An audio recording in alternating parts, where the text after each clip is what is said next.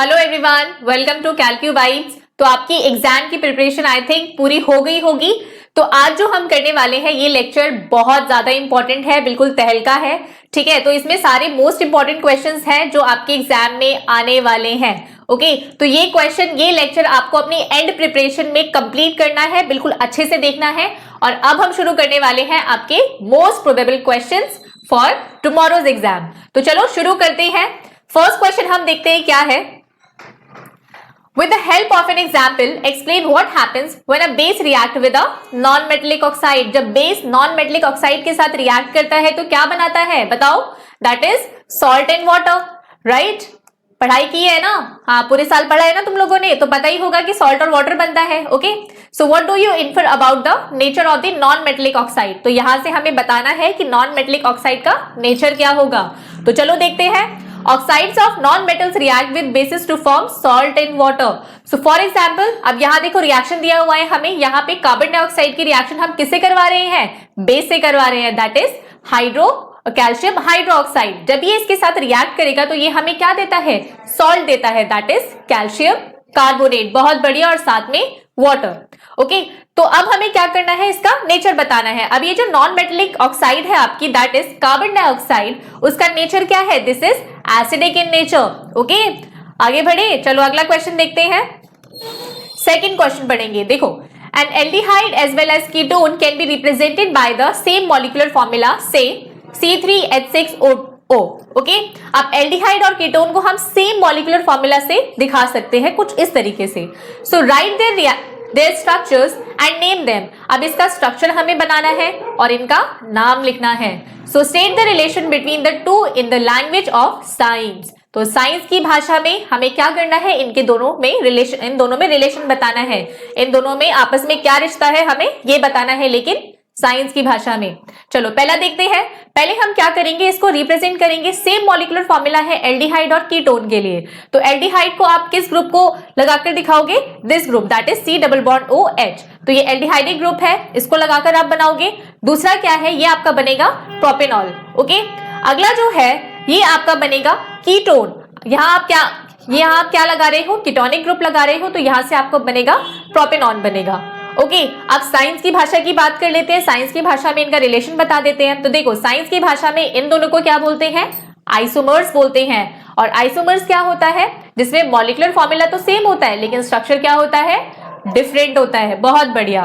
Okay, और इनके functional group भी डिफरेंट होते हैं। यहाँ देखो, ये फंक्शनल ग्रुप है किसका? एल्डिहाइड है ये, और ये क्या है? कीटोन है। आगे बढ़ेंगे, थर्ड क्वेश्चन देखेंगे क्या है। What is meant by isomers? अभी तो बात की कि आइसोमर्स क्या होते हैं? When the compound have same molecular formula but different structural formula, okay, and having different functional group, तो उसे हम कहते हैं isomers. Draw the structure of to isomers of butane, that is C4H10। Explain why we can't have isomers of first three members of alkane series। अब हमें ये भी बताना है कि जो फर्स्ट 3 मेंबर्स है एल्केन सीरीज के, कौन कौन से हैं बताओ। हाँ चलो बताओ फटाफट से। तो वो जो सीरीज के जो मेंबर्स हैं उनको हम क्यों, उनका स्ट्रक्चर जो है क्यों हम उन्हें ऐसे शो नहीं कर सकते, आइसोमर्स के फॉर्म में शो नहीं कर सकते। तो पहले हम जानेंगे कि आइसोमर्स क्या होता है। तो एक बार देख लेते हैं, डिफाइन देख लेते हैं, क्योंकि कल एग्जाम है और डेफिनेशन तो पूछी ही जाएगी। तो चलो देखते हैं। Isomers are those molecules which have the same molecular formula but different structure formula, that is show different property. Okay, अब हम क्या बना रहे हैं? यहाँ पे स्ट्रक्चर बना रहे हैं, दैट इज ऑफ ब्यूटेन। अब देखो, इसके एक हमने बनाया N ब्यूटेन, जो कि हमने इस तरीके से सीरीज में लगा दिया। Okay, that is carbon 1 2 3 4, right. तो इस तरीके से बनाएंगे। और दूसरा हम बना रहे हैं 2 मिथाइल प्रोपेन। ओके, तो इस तरीके से ब्रांचिंग कर देंगे, तो दूसरा ये हो गया। तो इस तरीके से आप इसको बना सकते हो, ब्यूटेन को दो तरीके से मतलब आइसोमर्स बना सकते हो। अब अगला क्वेश्चन हमसे पूछा था कि जो एल्केन ग्रुप है उसके कौन से 3 मेंबर्स हैं जिन्हें आप आइसोमर्स के फॉर्म में नहीं लिख सकते हो। अब देखो, यहाँ प्रॉब्लम क्या आ जाती है, यहाँ पे आप कार्बन का अरेंजमेंट ज्यादा नहीं कर पाते हो, राइट। यहाँ पे देखो, एक ही कार्बन है, यहाँ 2 है, यहाँ 3 है, तो यहाँ पे कार्बन का अरेंजमेंट जो है वो ज्यादा नहीं हो पाएगा। Thus we can't have isomers of first 3 members of the alkaline series. आगे बढ़ेंगे, क्वेश्चन नंबर 4 देखेंगे। सी क्या है? Compare in tabular form the reactivities of the following metals with cold and hot water. गर्म और ठंडे पानी के साथ मेटल्स की जब हम रिएक्शन करवाएंगे, ये जो गिवन मेटल्स हैं, तो हमें क्या मिलेगा। अब लेकिन क्या करना है, यहाँ पे टेबुलर फॉर्म में दिखाना है, राइट। तो इन चीजों का ध्यान रखना है, कहीं सीधा उसको लिखकर मत आ जाना। क्वेश्चन की जो रिक्वायरमेंट है आपको उसी पर काम करना है। अब देखो हमने ये टेबुलर फॉर्म बना लिया, दैट इज सोडियम मेटल। अब सोडियम मेटल क्या करेगा, रिएक्ट करेगा वाटर के साथ, तो it reacts violently with cold water और हमें क्या देता है, सोडियम हाइड्रोक्साइड और हाइड्रोजन गैस रिलीज होती है। बहुत बढ़िया। कैल्शियम की बात करेंगे, कैल्शियम क्या करता है, लेस वायलेंटली रिएक्ट करता है वाटर के साथ। तो जब कैल्शियम की रिएक्शन हम वाटर के साथ करवाएंगे तो वो हमें क्या देगा, कैल्शियम हाइड्रोक्साइड देगा और उस केस में भी क्या होगा, हाइड्रोजन गैस रिलीज होगी। मैग्नीशियम की बात कर ले। अब देखो मैग्नीशियम की अगर हम बात करें तो it doesn't react with cold water, ये कोल्ड वाटर के साथ रिएक्ट ही नहीं होता, it react with hot water, ये गर्म पानी के साथ रिएक्ट होता है। ओके, तो जब आप इसको रिएक्ट करवाओगे हॉट वाटर के साथ तो ये हमें क्या देगा, मैग्नीशियम हाइड्रोक्साइड और अगेन हाइड्रोजन गैस रिलीज होगी। कितना आसान सवाल था, राइट। आगे बढ़े, फिफ्थ क्वेश्चन देखेंगे। A compound A is used in manufacturing of cement. अब देखो ये कंपाउंड ए है जिसका इस्तेमाल किसमें होता है, सीमेंट की मैन्युफैक्चरिंग में होता है। So when dissolve in water it evolves the large amount of heat. अब लार्ज अमाउंट ऑफ हीट से हमें समझ आ गया कि ये एक्सोथर्मिक रिएक्शन है and forms the compound B, और बी कंपाउंड बनाता है। अब पहली चीज तो ए और बी बता दो कि ए और बी क्या है। तो देखो हमें पता है कि जब कैल्शियम ऑक्साइड की रिएक्शन वाटर के साथ होती है तो वो हमें क्या देता है, कैल्शियम हाइड्रोक्साइड देता है और साथ में हीट रिलीज होती है। ये बात तो हमें पता ही है, ठीक है। अब ये जो ए कंपाउंड है ये क्या हो जाएगा, आपका कैल्शियम ऑक्साइड हो जाएगा, जिसकी रिएक्शन आप पानी के साथ करवा रहे हो, दैट इज वाटर में उसे डिसॉल्व कर रहे हो, तो आपको क्या मिल रहा है, कैल्शियम हाइड्रोक्साइड मिल रहा है। तो ये दोनों चीजें तो हमारी क्लियर हो गई। आगे बढ़ते हैं, right chemical equation for the reaction A with water. अब ये जो रिएक्शन है कुछ इस तरीके से है, कैल्शियम ऑक्साइड की रिएक्शन जब आप वाटर के साथ करवाओगे तो you will get calcium hydroxide and heat. Very good. आगे बढ़े, list two type of reaction in which this reaction में बी क्लासिफाइड। अब दो तरह की रिएक्शन बताओ जिसमें हम इस रिएक्शन को क्लासिफाई कर सकते हैं। सिंस देखो यहाँ पे, so the reaction can be known as hydrolysis reaction due to the reaction with water, पानी के साथ रिएक्शन हो रहा है तो आप ये बोल सकते हो। दूसरा क्या है, हीट बहुत ज्यादा अमाउंट में रिलीज हो रही है तो you can say exothermic reaction है ये। तो आई थिंक ये वाला क्वेश्चन आपको क्लियर हो गया होगा। 6 क्वेश्चन देखते हैं क्या है। यहां देखो, if the image formed by a spherical mirror for all position of the object placed in front of it is always erect and diminish. अब देखो यहाँ पे एक स्फेरिकल मिरर है जिससे जब हम इमेज बना रहे हैं ना तो वो हमेशा कैसी बन रही है, इरेक्ट और डिमिनिश बन रही है और इन front of the mirror, right. So what type of mirror is it, अब ये किस तरह का मिरर है आपको ये बताना है। दूसरा क्या है, draw a labelled ray diagram to support your answer, और आपको यहाँ पे रे डायग्राम बनाना है to support your answer. Okay, तो पहले तो ये बता दो कि फ्रंट में किसके बनती है, कौन सा मिरर होता है जिस केस में फ्रंट में मिरर मतलब इमेज बनती है, that is erect and diminish, virtual erect and diminish. तो कौन सा होता है, दैट इज कॉन्वेक्स मिरर। बहुत बढ़िया, कॉन्वेक्स मिरर। ओके, आगे बढ़ेंगे। अब कॉन्वेक्स मिरर का जो ये केस है ये आपको दिखाना है। अब आपको यहाँ पे ये डायग्राम बनाना है। अब देखो यहाँ पे कहीं पोल टू इंफिनिटी के बीच में कहीं रखा हुआ है ये ऑब्जेक्ट। जब इससे इमेज बनेगी तो कहाँ बनेगी, बिटवीन P एंड F ये आपकी इमेज बनेगी। तो इस तरीके से आप दिखाओगे, राइट। आगे बढ़ते हैं, 7th क्वेश्चन देखेंगे। How will you use two identical prism so that a narrow beam of white light incident on one prism emerge out of the second prism as a white light। अब देखो एक prism से अगर आपने white light pass करवाई तो जब वो पास होती है तो वो स्पेक्ट्रम फॉर्म करती है, राइट।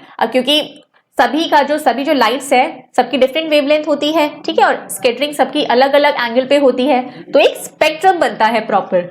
ओके, अब यहाँ पे इन्होंने क्या कहा कि आपने एक ये लिया, ठीक है, एक प्रिज्म लिया, व्हाइट लाइट यहाँ से पास करवाई। अब ये जो स्पेक्ट्रम आपका बना था यहाँ पे, ये जो 7 कलर आपके आ रहे थे, इसको आप वापस से एक प्रिज्म से पास करवाओ, इन्वर्टेड प्रिज्म से, तो आपको क्या मिलेगा, एक व्हाइट लाइट मिलेगी अगेन। ओके, तो ये डायग्राम आपको शो करना है। So this is how you draw the diagram. Okay, properly करना है। ये एरोज बनाने बहुत इंपॉर्टेंट है, बार बार बोल रही हूँ, ये एरोज जो है अगर आप डायग्राम्स बना रहे हैं लाइट चैप्टर के, तो एरोज बनाने इंपॉर्टेंट है, incident ray, reflected ray. Arrows नहीं बनाओगे तो पता कैसे चलेगा कि कौन सी रे कहां से आ रही है और कहां से जा रही है, राइट? कुछ समझ नहीं आएगा। तो एरोज बनाना अगेन वेरी इंपॉर्टेंट। तो इस तरीके से आप डायग्राम बनाओगे, राइट? अब यहाँ पे हम थोड़ा सा एक्सप्लेन भी कर देते हैं, तो न्यूटन के बारे में थोड़ा जान लेते हैं, ठीक है? तो न्यूटन पहले इंसान थे जिन्होंने ये एक्सपेरिमेंट किया था। तो उन्होंने क्या किया, एक प्रिज्म लिया, उससे व्हाइट लाइट पास करवाई। व्हाइट लाइट जैसे ही पास करवाई तो क्या मिला उन्हें, एक रेनबो टाइप स्ट्रक्चर मिल गया। उनको दिखा एक स्पेक्ट्रम बन रहा है। अब उनके दिमाग में एक और चीज आई कि चलो एक काम करते हैं, इसे एक और प्रिज्म से पास करवाते हैं। तो उन्होंने क्या किया, दूसरे प्रिज्म को इन्वर्टेड रख दिया। ओके, जैसे ही इन्वर्टेड रखा तो उन्हें अब क्या मिली, स्क्रीन पर व्हाइट लाइट मिली। तो इससे क्लियर हो गया कि जो व्हाइट लाइट होती है it is composed of different colours.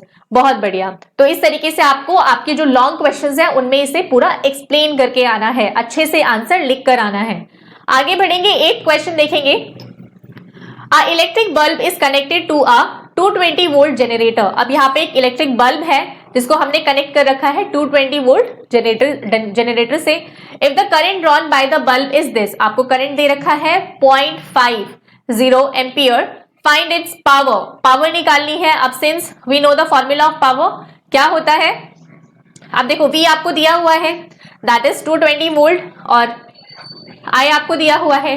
तो we know that P is equals to V into I. तो जब आप इन दोनों को मल्टीप्लाई करोगे then you will get the power that is 110 watt. सारे फॉर्मूलाज रिवाइज कर लेना। आई होप आपने फॉर्मूला शीट बना रखी होगी। तो एग्जाम से पहले एक बार सारे फॉर्मूलाज को अच्छे से पढ़कर जाना है। सारी SI यूनिट्स को ध्यान से देखना है, क्योंकि अगर आप SI यूनिट नहीं लगाओगे तो मार्क्स कट जाएंगे वहां पर। ओके, तो SI यूनिट सारी बहुत इंपॉर्टेंट है। आगे बढ़ते हैं।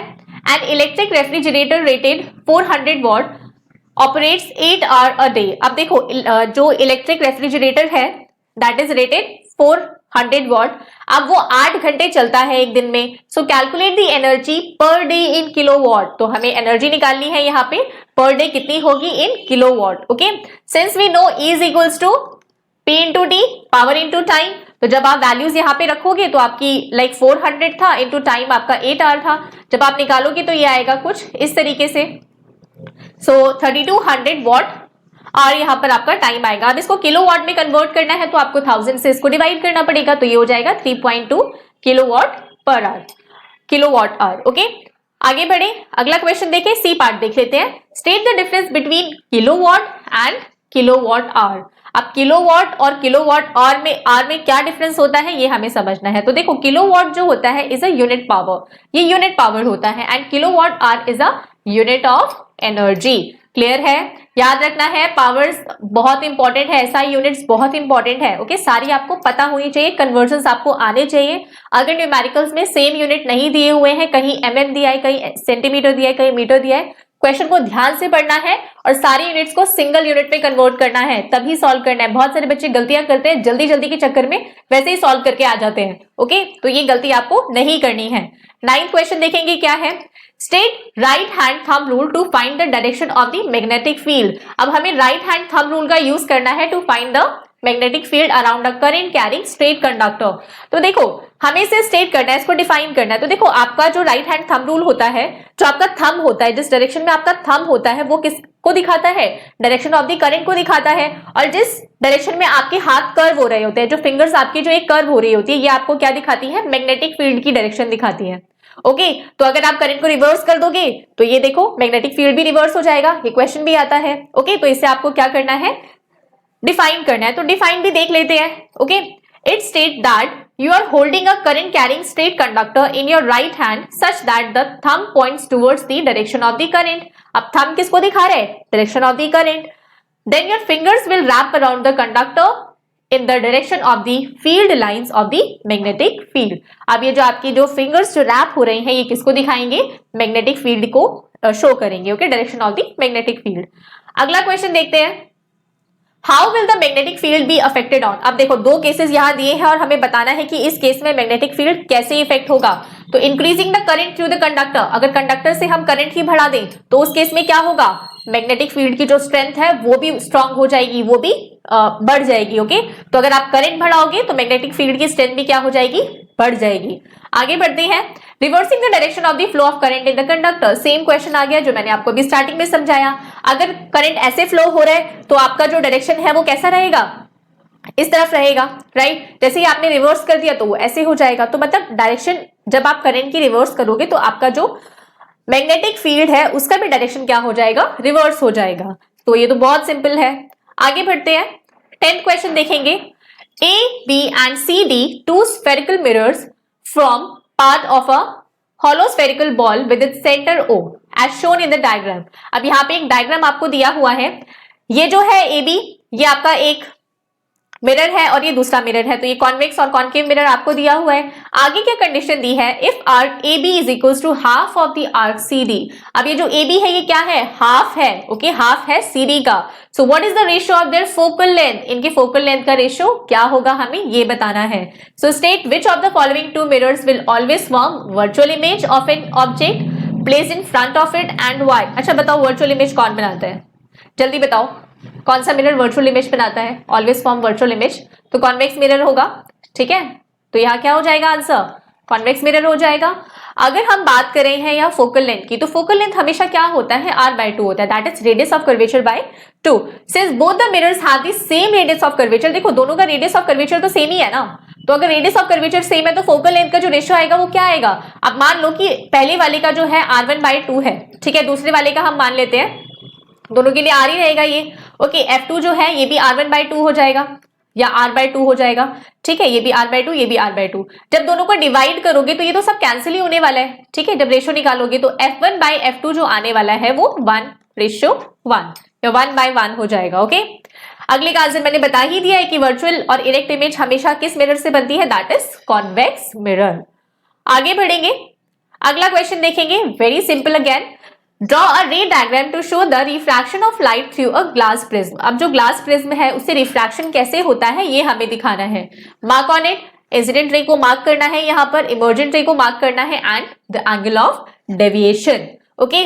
सो यहाँ पर देखो डायग्राम कुछ इस तरीके से बनाएंगे और यहाँ पर इस तरीके से हमें मार्क करना है। तो जब आप डायग्राम बनाओगे, ये देखो इंसिडेंट रे है, ये पास हो रही है, ठीक है, तो ये प्रिज्म से पास हुई और ये बाहर जो जा रही है, जो रिफ्लेक्ट जो बाहर निकली है प्रिज्म से, दैट इज इमर्जेंट रे। और एंगल ऑफ डेविएशन क्या होता है, इंसिडेंट रे और इमर्जेंट रे के बीच में जो एंगल होता है that is angle of deviation. तो यहाँ पे हमें नाम देना है सबको प्रॉपर्ली। देखो डायग्राम्स बहुत अच्छे से बनाना, पेंसिल से ड्रॉ करना है और प्रॉपर्ली ड्रॉ करना, ठीक है, हौच पौच नहीं करके आना है। एग्जामिनर को साफ साफ दिखना चाहिए कि आपने क्या कर रखा है। एंगल आई, एंगल आर और ई सब कुछ अच्छे से मार्क करना है, ओके। सो पीई यहाँ पे क्या है, हमारा इंसिडेंट रे है। आई क्या है, angle of incidence. Angle of incidence again क्या होता है, इंसिडेंट रे और नॉर्मल के बीच में जो एंगल होता है वही होता है। बच्चे गलत मार्क कर देते हैं इसको। और जो रिफ्लेक्टेड जो रे होती है वो नॉर्मल और रिफ्लेक्टेड रे के बीच में एंगल होता है, इस तरीके से, राइट। अगला है इमर्जेंट रे, आपको मार्क करनी है, दैट इज एफएस, और angle D that is angle of deviation. Again बहुत सिंपल क्वेश्चन था। आगे बढ़ेंगे, अगला क्वेश्चन देखते हैं। Compare the power used in 2 ohm resistor in each of the following circuits. अब देखो दोनों ही सर्किट्स में हमने क्या किया है, 2 ohm रेसिस्टर्स को यूज किया है। यहां पर अगर ध्यान से देखो तो ये सीरीज में यूज हो रहा है और यहां पर जो हमने किया है इसे हमने पैरेलली कनेक्ट किया है। तो यहाँ पे कंपेयर आप कर सकते हो दोनों की वैल्यू निकाल के। तो यहाँ बेसिकली आपको पावर्स निकालनी है, ओके। तो पावर निकालने के लिए पहले आपको क्या करना पड़ेगा, यहाँ से रेजिस्टेंस निकालोगे, दोनों को डायरेक्टली ऐड कर दोगे, ठीक है। वोल्टेज आपको पता ही है यहाँ पे कितना है, 6 दिया हुआ है। तो यहाँ से आप निकाल सकते हो, यहाँ से आप निकाल सकते हो I is equals to V/R। तो आप जब वैल्यू निकालोगे तो आपकी वैल्यू कुछ इस तरीके से आ जाएगी, ठीक है। या तो आप सीधा पावर निकाल लो, कोई दिक्कत नहीं है। तो ये आपका हो गया। यहाँ पे आप R टोटल लिखोगे, ठीक है। और हम निकाल किसके लिए हैं, देखो हमसे पूछा 2 ohm के लिए है, सिर्फ 2 ohm के लिए पूछा है। तो इसको हम इसके लिए अभी नहीं निकालेंगे, मतलब अलग से हम निकालेंगे इसके लिए। तो ये इंटू 2 हो जाएगा। तो जब आप इसे सॉल्व करोगे, ठीक है, तो ये 4 वोल्ट के आसपास आ जाएगा, ओके। 4 वोल्ट यहाँ आ जाएगा। अब पावर निकालनी है तो V हमें पता लग गया है, ठीक है। और V²/R क्या होता है, आपका पावर होती है। तो पावर कितनी आ जाएगी, 8 वॉट। सिमिलरली हमें क्या करना है, तो अब B सर्किट में देखो voltage across both the resistance is the same, that is 4 volt, both are connected in parallel connection. अब यहाँ पे देखो दोनों पैरेलल कनेक्शन में ज्वाइंट है, तो यहाँ पे जो आपका V है वो क्या रहेगा, 4 ही रहेगा, राइट। तो यहाँ पे आप V की वैल्यू, इसके लिए जो पावर निकालोगे आप V की वैल्यू को 4 लोगे और अगेन इसको सॉल्व कर लोगे, तो ये आएगा 8 वॉट, ओके। ये सीरीज में है तो यहाँ पे आपको V निकालना पड़ेगा, याद रखना, ओके। आगे बढ़ते हैं, What are magnetic field lines? Magnetic field lines होती क्या है, पहले आपको ये बताना है. Justify the following statement. अब ये जो स्टेटमेंट्स दी हुई है इनको आपको जस्टिफाई करना है. तो पहले बताओ मैग्नेटिक फील्ड लाइंस क्या होती है. ये इमेजिनरी लाइंस होती है around the magnetic field. Okay, so imaginary continuous closed curves used to represent the magnetic field in a region is called magnetic field line. Okay, it is directed from north pole to south pole. north से south को इसको direct करते हैं. इस तरीके से हम इसको डायरेक्ट करते हैं, डायरेक्शन दिखाते हैं. outside the magnet and south pole to north pole inside the magnet. Magnet के अंदर कैसा रहता है, रिवर्स रहता है. तो इस तरीके से आप इसको दिखाओगे. ठीक है, अगला क्वेश्चन क्या था, दो क्वेश्चन हमसे पूछे हुए थे. Two magnetic field lines never intersect each other. अब ये कह रहा है कि दो मैग्नेटिक फील्ड लाइन कभी एक दूसरे को इंटरसेक्ट नहीं करेंगे. मान लो कि यहाँ पे हमने दो मैग्नेटिक फील्ड लाइन ले ली. ओके, ये इस पॉइंट पे अब इंटरसेक्ट कर रही है. अब यहाँ से हम क्या करें, एक टेंजेंट ड्रॉ करके यहाँ से हम मैग्नेटिक फील्ड लेने की कोशिश करें. ये पॉइंट P है, तो एक टेंजेंट तो ये हो गई, लेकिन इस पॉइंट से दूसरी टेंजेंट कहाँ है, इस डायरेक्शन में बन जाएगी. अब आपको पता है कि सिंस जो मैग्नेटिक फील्ड होता है उसके सेम पॉइंट से दो डायरेक्शंस नहीं हो सकते, राइट. तो ये पॉसिबल नहीं होगा. आगे बढ़ते हैं, अगला क्वेश्चन देखेंगे. Magnetic field are closed curves. तो मैग्नेटिक फील्ड क्या होते हैं, क्लोज्ड कर्व्स होते हैं. बिल्कुल ठीक बात है.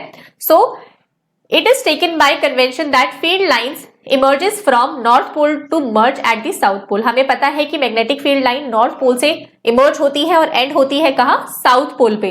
सो inside the magnet the direction of field lines is from its south pole to north pole. और अंदर क्या होता है, मैग्नेट के अंदर जस्ट रिवर्स होता है, right. So thus magnetic field line are closed curves. Okay, 14th question देखते हैं. चलो क्या है, mention with reason the colour changes observe when. अब क्या कलर चेंज यहाँ पे आप ऑब्जर्व करोगे ये आपको बताना है.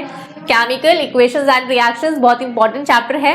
ओके, तो यहाँ देखो, silver chloride is exposed to sunlight. Silver chloride को जब आप एक्सपोज करोगे सनलाइट में तो आपको क्या मिलेगा, सिल्वर प्लस क्लोरीन. ओके, तो ये जो सिल्वर है यहाँ पे किस कलर का होगा, ग्रे कलर का होगा. यहाँ पे क्या हो रहा है, डिकम्पोजिशन हो रहा है, थर्मल डिकम्पोजिशन रिएक्शन. ओके, अगला देखते हैं. Copper powder is strongly heated in the presence of oxygen. अगर आप कॉपर पाउडर को हीट करोगे ऑक्सीजन की प्रेजेंस में तो वो क्या देगा आपको, कॉपर ऑक्साइड देगा जो कि ब्लैक कलर का होता है.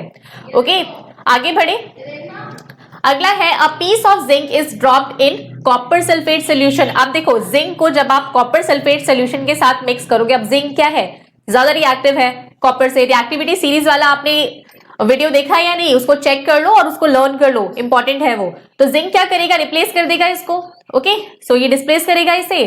और जो इसका कलर है वो क्या, ये देखो, ये ब्लू कलर का होता है. कॉपर सल्फेट क्या होता है, ब्लू कलर का होता है. तो जब जिंक इसे रिप्लेस करेगा तो ये कैसा हो जाएगा, जब जिंक सल्फेट बनेगा तो ये हो जाएगा कलरलेस. और कॉपर का जो ओरिजिनल कलर होता है वो क्या होता है, रेडिश ब्राउन होता है. तो ये अपने ओरिजिनल कलर में आ जाएगा. आगे बढ़ते हैं, 15 क्वेश्चन देखते हैं.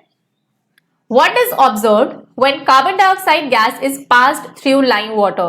Lime water that is CaOH का whole twice कैल्शियम हाइड्रोक्साइड से जब आप कार्बन डाइऑक्साइड को पास करवाओगे तो क्या मिलेगा आपको, calcium carbonate which is white PPT. Okay, and water. So for short duration, अब देखो शॉर्ट ड्यूरेशन में जब करवाओगे तो आपको यही मिलेगा, कैल्शियम कार्बोनेट एंड वाटर. अगला है फॉर लॉन्ग ड्यूरेशन, बहुत लंबे टाइम तक अगर आप इस रिएक्शन से, अगर आप इसी के साथ अगर कार्बन डाइऑक्साइड की रिएक्शन फिर से करवाओगे, लॉन्ग ड्यूरेशन के लिए पास करवाओगे तो हमें क्या मिलता है, calcium hydroxide hydrogen carbonate, calcium hydrogen carbonate जो कि सोल्यूबल होता है. Okay, so you can see here if CO2 is passed for long duration through lime water, the white precipitate form dissolves due to the formation of soluble calcium hydrogen carbonate and the solution become clear. अब इस case में जो solution है ये क्या हो जाएगा, clear हो जाएगा. मतलब वो मिल्की जो टेक्सचर यहाँ पर आया था, व्हाइट पीपीटी जो बना था वो क्या हो जाएगा, कलरलेस हो जाएगा after passing excessive CO2 gas. Okay, 16 question देखते हैं क्या है.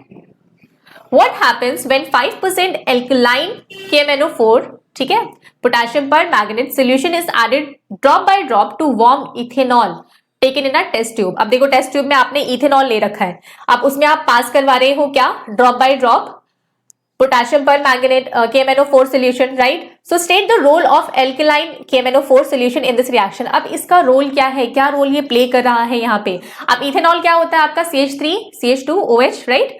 अब इसमें आप क्या डाल रहे हो, एल्केलाइन KMnO4 डाल रहे हो. तो जब आप ये डालोगे ड्रॉप बाय ड्रॉप तो ये क्या करेगा, ethanol, then it gets oxidise to ethanoic acid.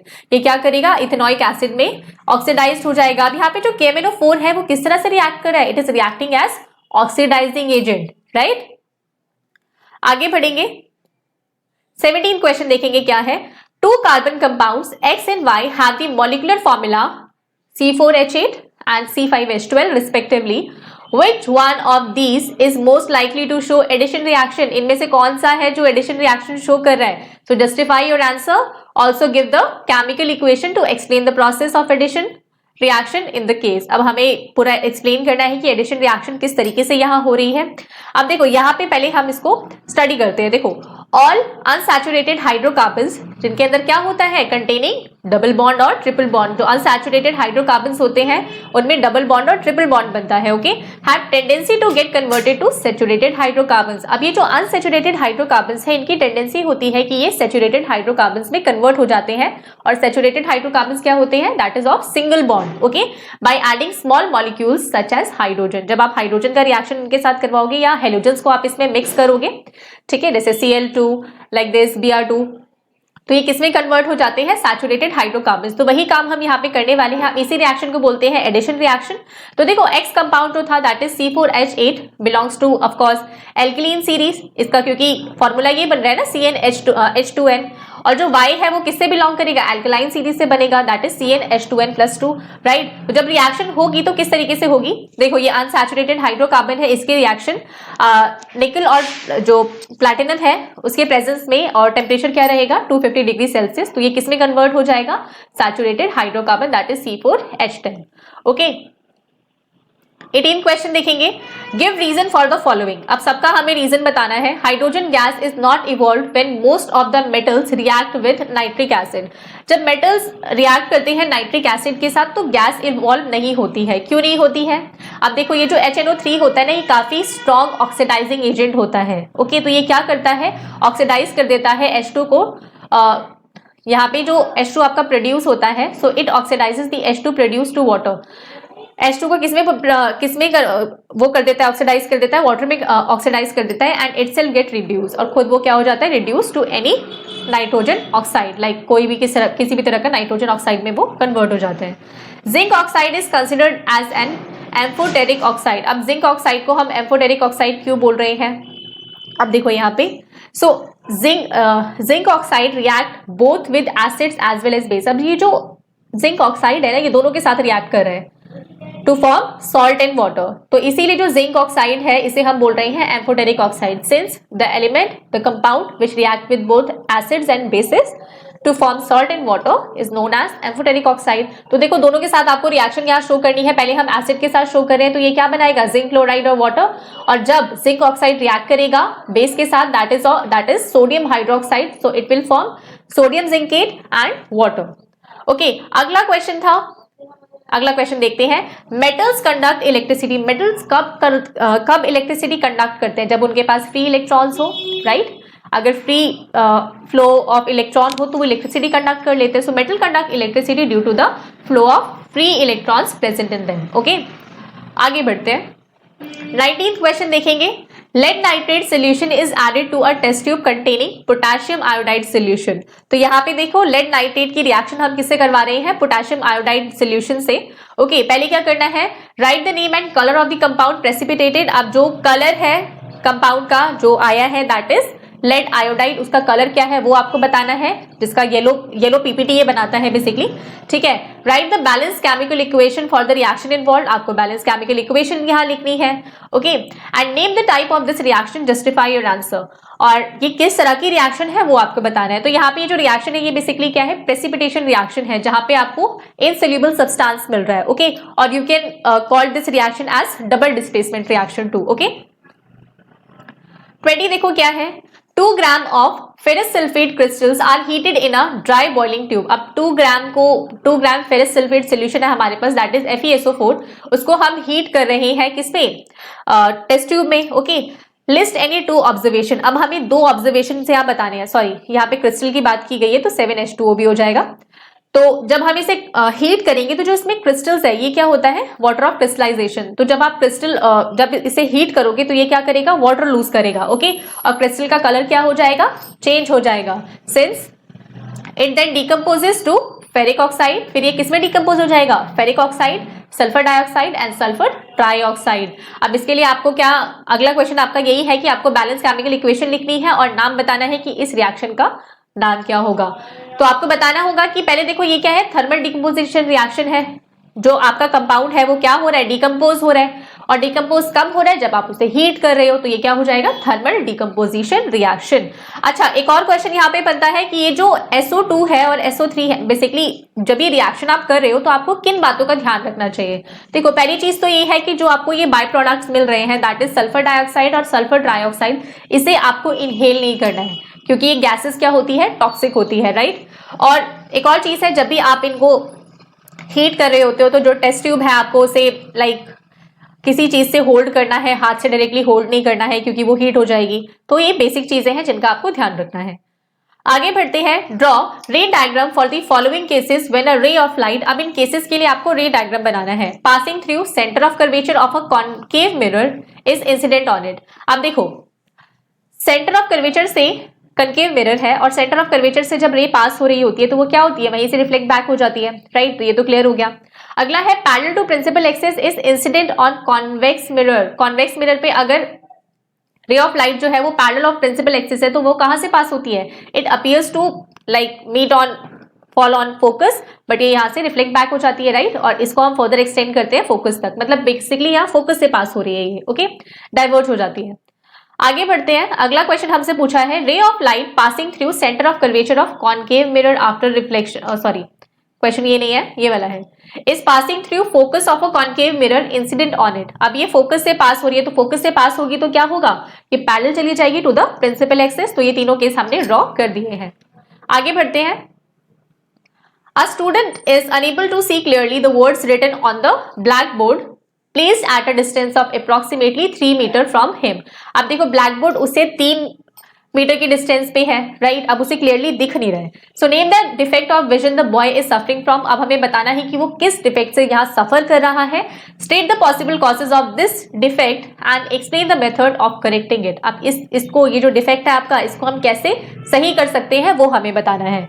तो देखो पहला क्या है, अगर उसे दूर का नहीं दिख रहा है, डिस्टेंट विजन उसका क्लियर नहीं है, तो वो क्या होगा, मायोपिया होगा, ओके। अब इसका रीजन क्या है, कारण क्या है, किस वजह से उसे कॉजेस क्या है इसके। तो देखो excessive curvature of the eyelids, eyelids जो है उसका कर्वेचर क्या हो जाता है, एक्सेसिव हो जाता है। और दूसरा रीजन क्या था, बार बार रिपीट कर रही हूँ, ह्यूमन आई में भी हमने ये चीजें कवर की है, राइट, और बहुत अच्छे से एक्सप्लेन किया गया है वहां पे, that is elongation of the eye ball. तो अगर आपको इस चैप्टर में अभी भी प्रॉब्लम है तो आप फटाफट से वो वीडियो चेकआउट कर सकते हैं। A student with myopia has far point nearer than infinity, thus the image of the distant object is formed in front of retina। अब देखो इसमें होता क्या है ना, बेसिकली आपका जो नियर पॉइंट है ना, देखो यहाँ पे बेसिकली होता क्या है कि जो इमेज है आफ्टर रिफ्रैक्शन वो कहाँ बनती है, इन फ्रंट ऑफ द रेटिना। तो उसको रेटिना पे हमें फिक्स करना पड़ता है। तो उसको करेक्ट करने के लिए हमें क्या यूज करना पड़ेगा, हमें यूज करना पड़ेगा concave mirror, sorry concave lens.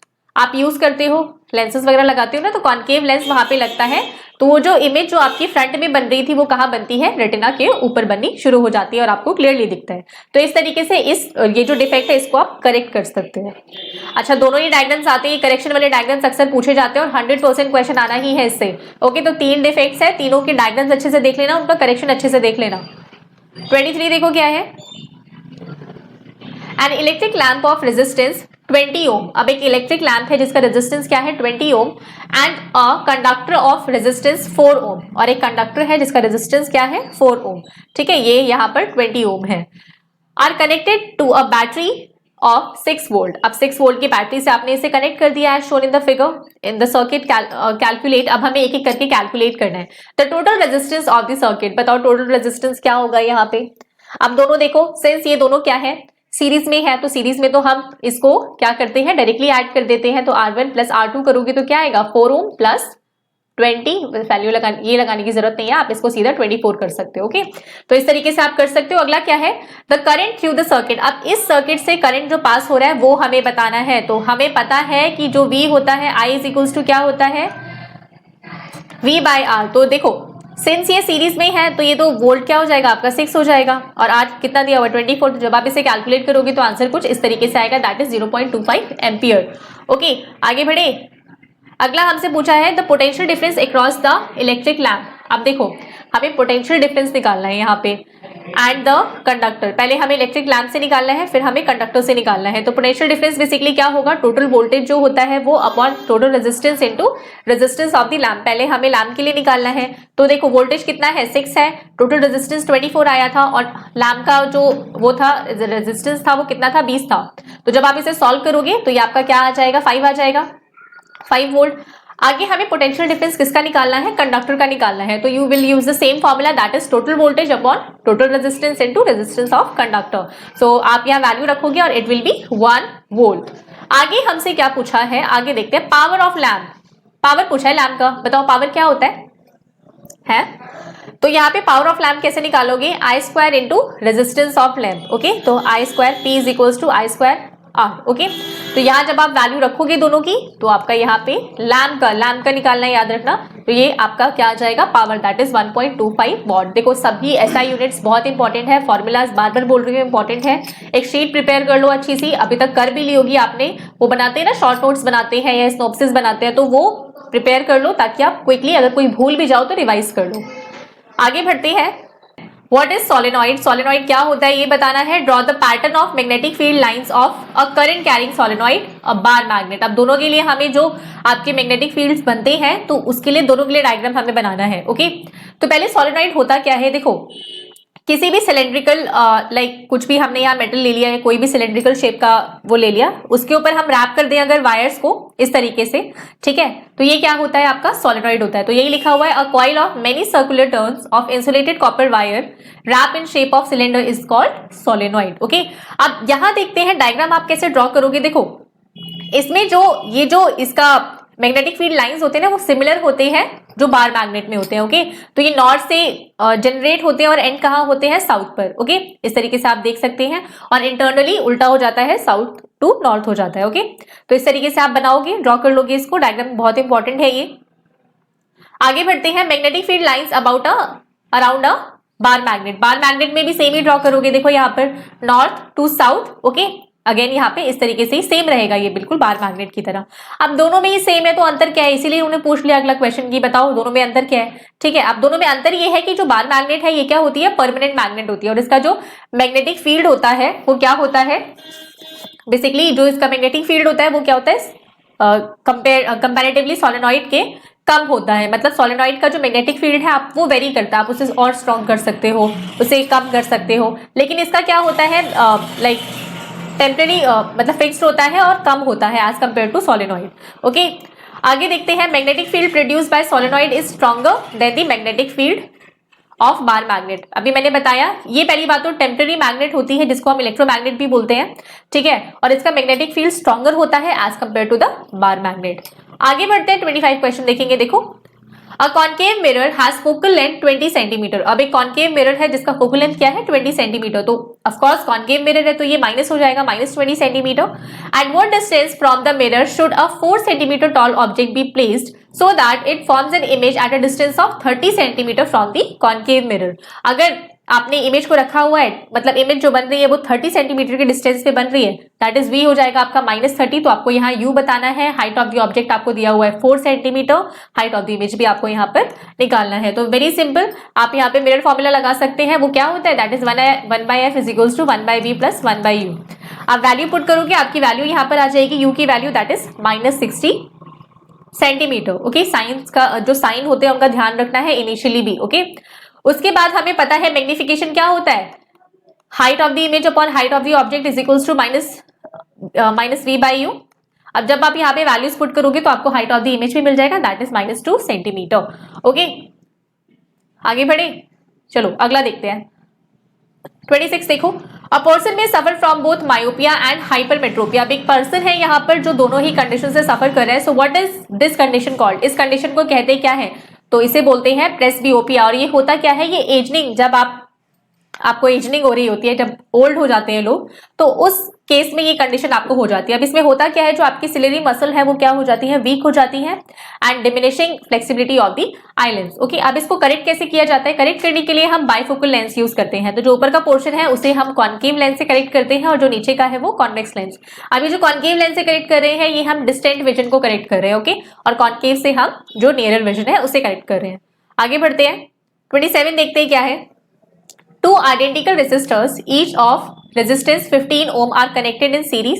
अब दो identical resistors हैं जिनका resistance कितना है? 15 ohm है एंड पैरेलल, एक बार उन्हें सीरीज में लगा दिया और एक बार पैरेलल में लगा दिया, और बैटरी यहाँ पर जो है वो कितने वोल्ट की है? 6। ओके, तो कैलकुलेट करना है the ratio of the power consumed in the combination of the resistors in each case. तो यहाँ पे रेशियो ऑफ पावर हमें निकालना है। ओके, तो पहले तो सीरीज में जो कनेक्ट होगा तो किस तरीके से होगा? तो सीरीज में आप डायरेक्टली ऐड कर सकते हो 15 + 15, तो जो आर आपका जो टोटल आएगा वो 30 ओम आ जाएगा। ओके, तो इससे जब आप निकालोगे तो P = क्या होता है? V²/R in series. जब इसे कैलकुलेट करोगे तो ये आएगा 30, ये आपका हो जाएगा बेसिकली 6 का स्क्वायर करोगे तो 36 हो जाएगा अपॉन ये कितना है आपका 30 आया था, तो 36/30 हो जाएगा।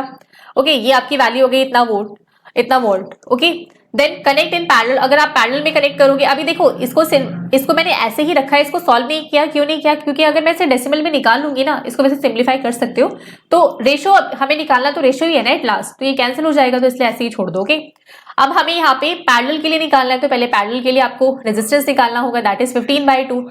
अब अगेन सेम वैल्यू यहाँ पुट करनी है, और ये जो वैल्यू आपकी आ रही है वो कितनी आ रही है? हाँ, ये आएगा 15/36। ये बेसिकली आपका हो जाएगा 36/15 × 2, समथिंग लाइक दैट। ओके, अब इसके नीचे इसको रखोगे, ठीक है। अब इसको सॉल्व कर लो, अब इसको कैंसिल आउट कर सकते हो, ये 2 टाइम पे कैंसिल हो जाएगा, ये से कैंसिल हो ही रहा है, तो ये आ जाएगा 1/4। तो जो आपका PS मतलब P in series by P in parallel जो है उसका रेशियो आ रहा है 1/4। ओके, आगे बढ़ते हैं। यहाँ देखो क्या है, describe an activity with label diagram to show that a force act on current carrying conductor placed in a magnetic field and its direction of current through conductor. अब यहाँ पे मैग्नेटिक फील्ड हमें बताना है और उसके करंट का direction क्या होगा वो हमें शो करना है। Name the rule which determines the direction of the force. और रूल बताओ जो फोर्स का डायरेक्शन जो है वो बता रहा है। तो रूल कौन सा होता है? फ्लेमिंग्स लेफ्ट हैंड रूल होता है, राइट। तो यहाँ पे बेसिकली हम यही करते हैं कि ये पूरा एक सेटअप हमने तैयार किया है, ये रॉड लगा दी है, ये रॉड है एल्यूमिनियम रॉड, और ये हमने शू हॉर्स मैग्नेट यहाँ लगा दिया है। ओके, जब करंट इस डायरेक्शन में फ्लो होगा तो ये जो मैग्नेट है ये जो रॉड है ये इसकी तरफ अट्रैक्ट होगी, मतलब इस तरफ मूव होगी, और यू कैन से इसके राइट की तरफ होगी, यस, ठीक है। अब जब करंट रिवर्स हो जाएगा तो ये इस तरफ मूव करने लगेगा, ठीक है। तो जैसे ही आप करंट का पोजीशन चेंज करोगे तो मैग्नेटिक फील्ड भी वहां चेंज होगा और जो फोर्स है उसका डायरेक्शन भी क्या हो जाएगा? चेंज हो जाएगा। तो ये ध्यान से पढ़ लेना, डायग्राम इंपॉर्टेंट है, और जो थ्योरी है यहाँ से एक बार चेकआउट कर लेना और अच्छे से पढ़ के जाना, क्योंकि इसे ब्रीफली आपको एक्सप्लेन करना है। ओके, आगे बढ़े। 29 देखो क्या है, a cloth strip dipped in onion juice. अब एक क्लोथ का स्ट्रिप है उसे हमने अनियन जूस में डाला, is use for testing a liquid x. अब कोई लिक्विड है एक्स, उसे टेस्ट करने के लिए डाला है। So the liquid x changes it's order. अब ये जो एक्स है इसकी स्मेल जो है वो चेंज हो गई। So which type of an indicator is onion juice. Onion juice किस तरह का इंडिकेटर है ये आपको बताना है। The liquid X turn blue litmus red. अब ये जो एक्स है ये क्या कर रहा है? ब्लू लिटमस को रेड कर रहा है, मतलब ये कोई एसिड ही होगा पक्का, राइट, एसिड होगा। So list the observation of the liquid X with X will show on reacting with the following। अब ये किस तरीके से रिएक्ट करेगा वो देख लेते हैं। अब यहां देखो,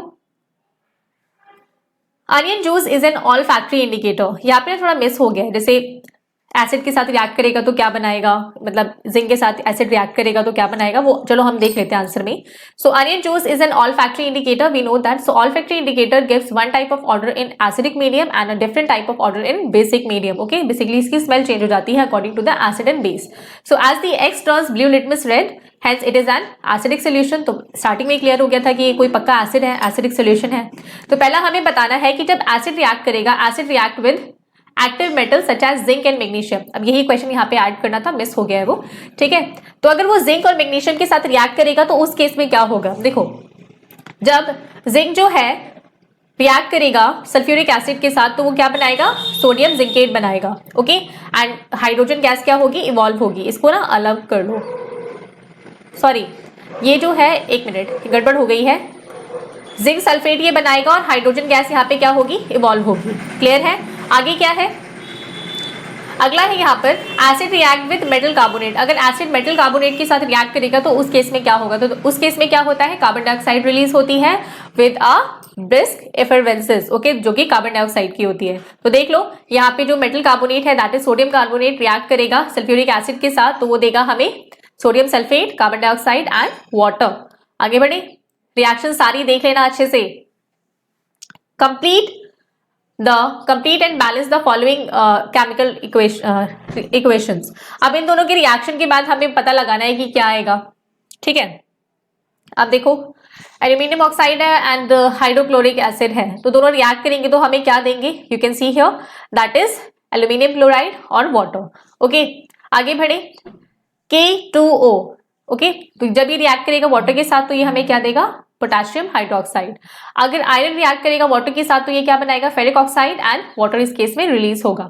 अगला क्वेश्चन हमसे क्या पूछा है, an element X displace iron from the aqueous solution of iron sulphate. अब आयरन सल्फेट का सोल्यूशन है, अब एक X एलिमेंट है जो इसको क्या कर रहा है, डिस्प्लेस कर रहा है। So list 4 observation if the metal X is treated with the aqueous solution of copper sulphate. अब हमें बताना है कि अगर ये जो X मेटल है अगर हम इसे कॉपर सल्फेट के साथ रिएक्ट करवा रहे हैं तो क्या होगा, जिंक सल्फेट के साथ रिएक्ट करवाएंगे तो क्या होगा, और सिल्वर नाइट्रेट के साथ रिएक्ट करवाएंगे तो क्या होगा। Okay, so based on the following observations X, Zn, Cu, copper, silver in increasing order of the reactivities, तो जो आपका जो भी आएगा उसके बेस पर हमें इनको रिएक्टिविटी सीरीज के अकॉर्डिंग इन्हें अरेंज करना होगा। तो देखो यहाँ पर जो आपका है, so as X displace iron from its salt solution, hence X is more reactive than iron। X क्या होगा, ज्यादा रिएक्टिव होगा आयरन से। Okay, so it will also displace copper from copper sulfate solution and silver from silver sulfate solution। अब देखो इन सब की तो रिएक्टिविटी कम ही होगी, राइट, आयरन की तो इनसे ज्यादा ही होती है, तो मतलब ये इन सबको डिस्प्लेस भी करने वाला है, मतलब कॉपर को भी डिस्प्लेस करने वाला है, इसको भी करने वाला है, as both are less reactive than iron। As zinc is more reactive than iron, hence X can be more और लेस रिएक्टिव देन जिंक। अब क्या हो सकता है, ये जो X है ये ज्यादा भी रिएक्टिव हो सकता है और कम भी रिएक्टिव हो सकता है। देन जब हम रिएक्टिविटी का ऑर्डर यहाँ पे लगाएंगे तो क्या होगा, पहले हम क्या करेंगे, सबसे ज्यादा रिएक्टिव क्या हो जाएगा, देखो जिंक से या तो ये कम हो सकता है या ज्यादा हो सकता है। अगर ज्यादा होगा तो सीरीज कुछ इस तरीके से बनेगी, पहले that X element zinc, iron, copper और सिल्वर। ओके, अगर जिंक से कम रिएक्टिव है ये तो ये कुछ इस तरीके से बनेगा, जिंक सबसे ज्यादा हो जाएगा, देन X क्या होगा, आयरन, कॉपर और सिल्वर। क्लियर है? आगे बढ़ते हैं। 31 क्वेश्चन देखेंगे क्या है, a compound X on heating with excess conc sulphur acid at 443 kelvin gives an unsaturated compound by. अब देखो जब हम इसे हीट करते हैं excessively with like sulphuric acid at a temperature of 443 kelvin, तो ये हमें क्या दे रहा है, अनसैचुरेटेड कंपाउंड दे रहा है, that is Y. So X also react with sodium metal to evolve a gas Z। अब X किसके साथ रिएक्ट कर रहा है, एक सोडियम मेटल के साथ रिएक्ट कर रहा है जो हमें दे रहा है Z। सो आइडेंटिफाई X, Y, Z। अब X, Y, Z को हमें यहाँ आइडेंटिफाई करना है and also write the equation of the chemical reaction of formation of Y and also write the role of sulphuric acid in the reaction. अब ये जो sulphuric acid है इसका क्या काम है यहाँ पे वो भी हमें बताना है। तो पहले हम रिएक्शन देख लेते हैं। देखो as X reacts with concentrated, ये बेसिकली कंसेंट्रेटेड है, ओके, वहां भी कंसेंट्रेटेड था ऊपर, concentrated H2SO4 to give an alkene, so it should be an alcohol as concentrated H2SO4 act as a dehydrating agent. अब ये किस तरह का काम कर रहा है, डिहाइड्रेटिंग एजेंट की तरह काम कर रहा है। ठीक है, तो रिएक्ट होने के बाद ये हमें क्या देगा, एल्कीन देगा। Okay, the reaction of X with Na also confirms that it is an alcohol because alcohols react with sodium metal to evolve colorless hydrogen gas। तो यहाँ से भी कंफर्म हो रहा है कि ये देखो H2SO4 यहाँ पे किस तरह का बिहेवियर कर रहा है, डिहाइड्रेटिंग एजेंट की तरह बिहेव कर रहा है। Okay, so helps in removal of water. Okay, तो यहाँ पे इसके साथ जब रिएक्ट करेगा एल्कोहल के साथ सोडियम, तो ये हमें क्या देगा, सोडियम के साथ रिएक्ट करके बताओ।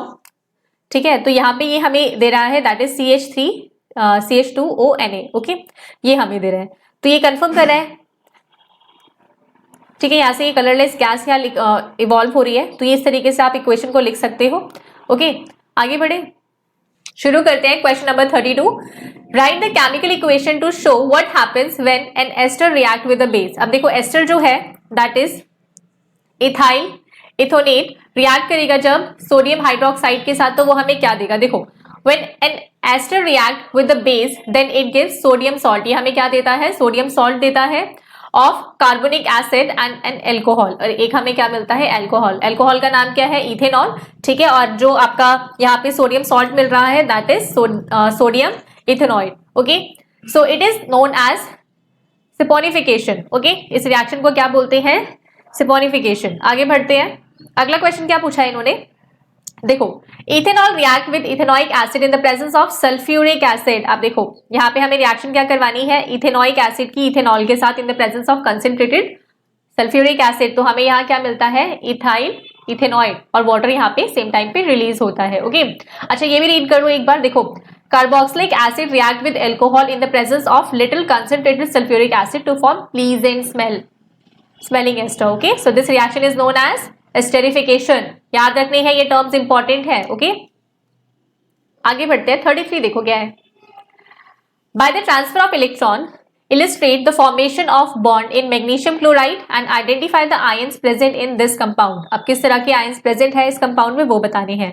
देखो ये कैसे आप दिखा सकते हो इसको, देखो ये मैग्नीशियम है, इसमें कितने इलेक्ट्रॉन्स हैं, 2 बैलेंस इलेक्ट्रॉन्स है यहाँ पर, ठीक है। ये शेयर करेंगे किसके साथ, क्लोरीन के साथ, तो एक एक इलेक्ट्रॉन ये शेयर कर लेंगे, तो ये खुद क्या हो जाएगा, मैग्नीशियम, ये 2 पॉजिटिव हो जाएगी, इसकी जो ये 2 पॉजिटिव हो जाएगा, ठीक है। तो ये स्टेबल हो गया अभी, और ये क्या हो जाएंगे, अब इन्होंने क्या किया, 2 इलेक्ट्रॉन लिए हैं, तो दिस इज ट्वाइस ऑफ, जब दोनों कंबाइन करेंगे तो ये जो क्लोराइड आयंस है ये भी स्टेबल हो जाएगा, और ये क्या फॉर्म करेगा, आपका मैग्नीशियम क्लोराइड फॉर्म करेगा। ओके, आगे बढ़ते हैं, सेकेंड क्वेश्चन देखते हैं। Ionic compounds are solids, give reason. जो आयनिक कंपाउंड्स होते हैं वो सॉलिड्स होते हैं, अब उसका रीजन हमें देना है। So ionic compounds are solid because the particles which make up ionic compounds are held together by a strong electrostatic bond। जो बॉन्ड यहाँ पे बनता है वो क्या बनता है, इलेक्ट्रोस्टैटिक बॉन्ड बनता है, और ये कैसा होता है, स्ट्रॉन्ग बॉन्ड होता है, इसीलिए ये क्या होते हैं, सॉलिड होते हैं। ओके, क्वेश्चन नंबर 3 देखते हैं क्या है। देखो यहाँ पे आपको क्या करना है, with the help of a label diagram show the experimental setup of actions of steam on a metal. अब मेटल पे जब हम स्टीम का एक्शन कर रहे हैं तो उस केस में क्या होता है, हाइड्रोजन गैस इवॉल्व होती है, तो ये आपको पूरा सेटअप बनाना है इस तरीके से, और यहाँ ये शो करना है। ओके, आगे बढ़े, 34 देखो। You might have noted that when copper powder is heated in a china dish, the reddish brown surface of copper powder becomes coated with a black substance। अब ये क्या हो जाता है, ब्लैक हो जाता है। अब ये होता क्यों है, ठीक है, ये देखते हैं। पहले क्वेश्चन देख लो, why has this black substance formed। Question ही पहला यही है कि ये जो ब्लैक सब्सटेंस है ये क्यों फॉर्म हुआ है। तो देखो कॉपर जो है वो किसके साथ कंबाइन कर रहा है, विद द ऑक्सीजन, तो ये क्या बनाएगा, कॉपर ऑक्साइड बनाएगा, जो कि किस तरह का होता है, ब्लैक कलर का होता है। Okay, so what is the black substance, so this is copper oxide. Okay, ठीक है, आगे बढ़े, चलो ये ब्लैक कलर की होगी। आगे बढ़ते हैं, write the chemical equation of the reaction that takes place. तो इस तरीके से आपको कुछ रिएक्शन को दिखाना है कि किस तरीके से रिएक्शन हो रही है। कॉपर की रिएक्शन हम करवा रहे हैं ऑक्सीजन के साथ, it would give copper oxide. Okay, आगे बढ़ते हैं, how can the black coating on the surface be turn reddish brown. अब ये जो ब्लैक कोटिंग है ये वापस से रेडिश ब्राउन कैसे हो सकती है।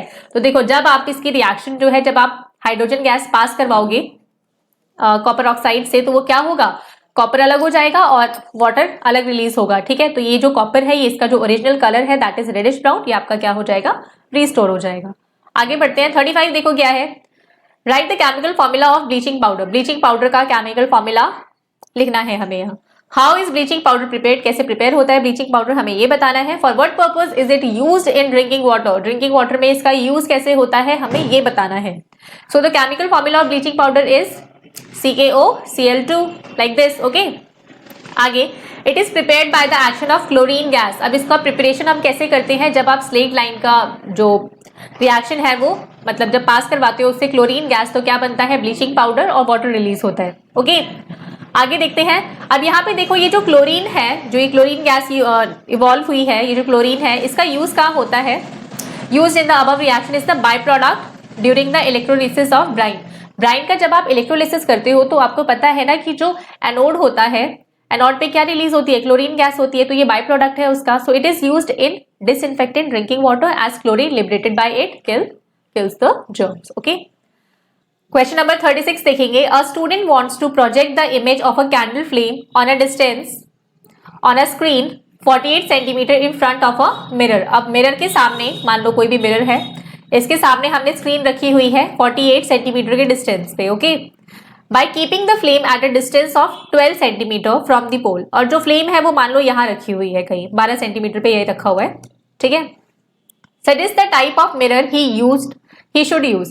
अब किस तरह का मिरर इसे यूज करना चाहिए. ओके. तो फ्रंट में हमें देखो यहाँ पे ये रखा हुआ है, स्क्रीन यहाँ रखी है, मतलब इमेज हमें यहीं पे बनानी है, यहीं पे हमें इमेज ऑब्टेन करनी है.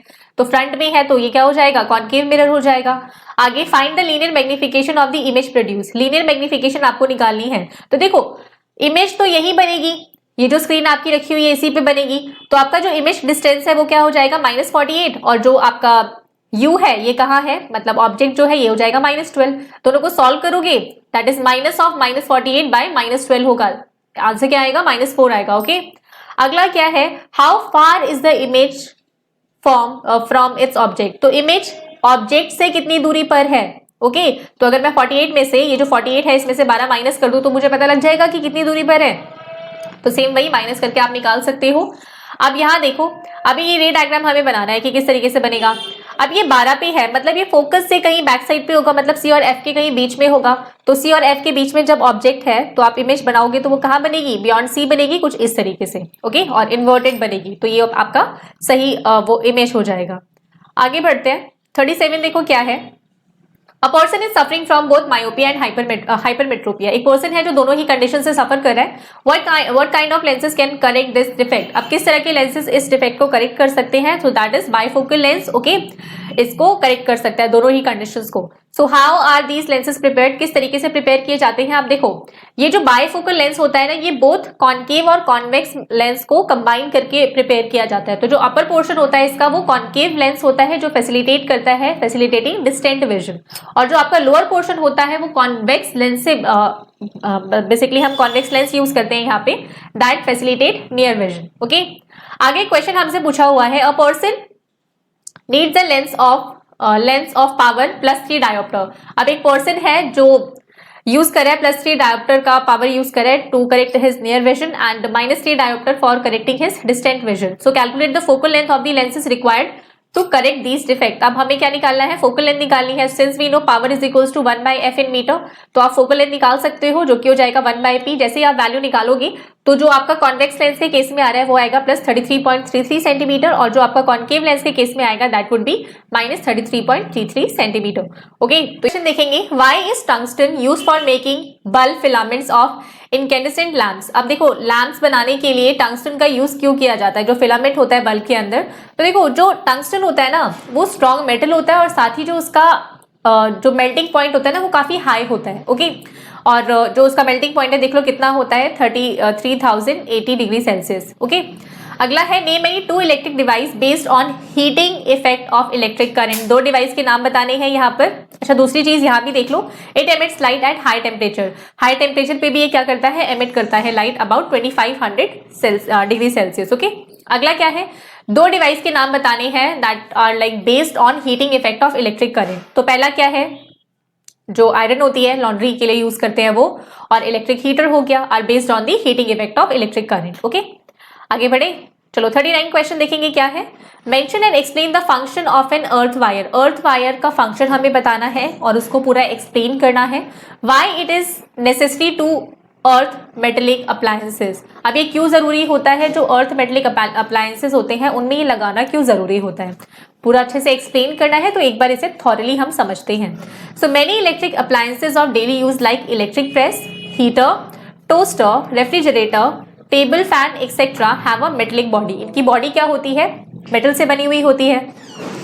If the insulation of any of these appliances melt and make contact with the metallic casing, the person touching it is likely to receive a severe electric shock. अब देखो जो मेटल है अगर उसमें current flow हो जाए या वो हीट हो जाए जो भी है, ठीक है, तो करंट फ्लो होगा उसमें और जैसे ही आप उसे टच करोगे क्या होगा, आपको शॉक लगेगा. राइट.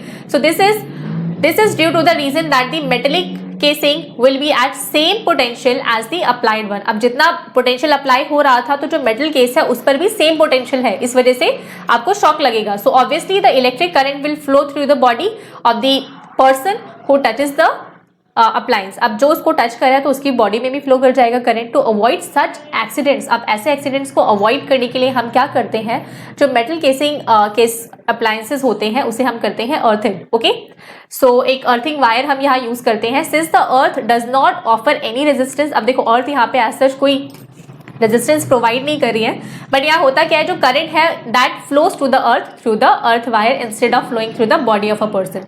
तो अब यहाँ पे क्या होता है, जो करंट जो पर्सन की बॉडी में ट्रांसफर हो सकता था वो क्या हो रहा है, अर्थ में ट्रांसफर हो जाता है बाय अर्थ वायर। ओके, आगे बढ़ेंगे, 40 क्वेश्चन देख लेते हैं जरा क्या है। An ore on treatment with dilute hydrochloric acid produce brisk effervescence। अब एक और है जिसको आप रिएक्ट करवाते हो डाइल्यूट हाइड्रोक्लोरिक एसिड के साथ तो ब्रिस्क एफरवेंसेस प्रोड्यूस होते हैं। Name the type of ore with an example, अब आपको ओर का नाम बताना है एग्जाम्पल के साथ। What step will be required to obtain metal from the enriched ore, अब किस तरह का मेटल यहाँ से ऑब्टेन होता है वो बताना है। Also write the chemical equation for the reactions involved in the process, और आपको यहाँ क्या करना है, केमिकल इक्वेशन लिखनी है।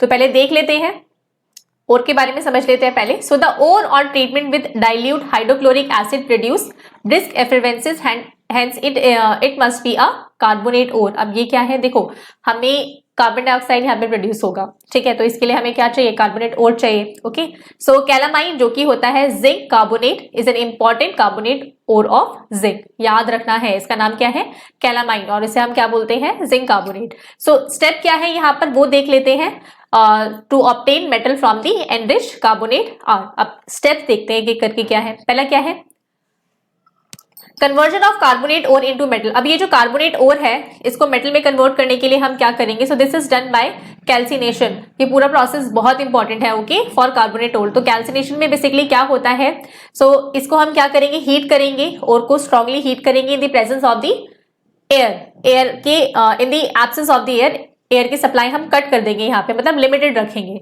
सो zinc carbonate on heating decompose to form zinc oxide as shown. Okay, तो ये जिंक ऑक्साइड में ब्रेक हो जाएगा और यहाँ पे कार्बन डाइऑक्साइड प्रोड्यूस होगा। इसके बाद क्या करना है, इसके बाद रिडक्शन करना है हमें। So reduction of metal oxide to metal, हमें पता है मेटल ऑक्साइड का रिडक्शन मेटल में हम कर सकते हैं। तो जिंक को क्या करेंगे, as zinc is moderately reactive, zinc oxide can't be reduced by heating alone. सिर्फ हीटिंग से यहाँ काम नहीं चलेगा, hence it is reduced to zinc by using reducing agent such as carbon। अब यहाँ हमें देखो सिर्फ हीटिंग से यहाँ काम नहीं चलेगा क्योंकि ये रिड्यूस होगा नहीं, तो यहाँ पे हमें एक रिड्यूसिंग एजेंट चाहिए दैट इज कार्बन। फिर हम इसे हीट करेंगे तो ये जिंक और कार्बन मोनोऑक्साइड में अलग, मतलब जिंक अलग हो जाएगा और कार्बन मोनोऑक्साइड गैस यहाँ से क्या होगी, रिलीज होगी। ओके, 41 देखते हैं, देखो right balance chemical equation to explain what happens when, balance chemical equation हमें यहाँ लिखनी है। Mercuric oxide is heated, mercuric oxide को जब हम हीट करेंगे दैट इज HgO को जब आप हीट करोगे तो ये किस में कन्वर्ट हो जाएगा, मर्क्यूरी में, और ऑक्सीजन गैस यहाँ पे क्या होगी, रिलीज होगी। Mixture of cuprous oxide, cuprous oxide का जो मिक्सचर है and cuprous sulphide is heated, दोनों को जब साथ में हीट करोगे तो यहाँ पे क्या मिलेगा आपको, कॉपर, और सल्फर डाइऑक्साइड क्या हो जाएगी, अलग हो जाएगी। Ferric oxide is reduced with aluminium, अगर फेरिक ऑक्साइड को हम रिड्यूस कर रहे हैं एल्यूमिनियम के साथ सी, तो क्या होगा, फेरिक ऑक्साइड को वेट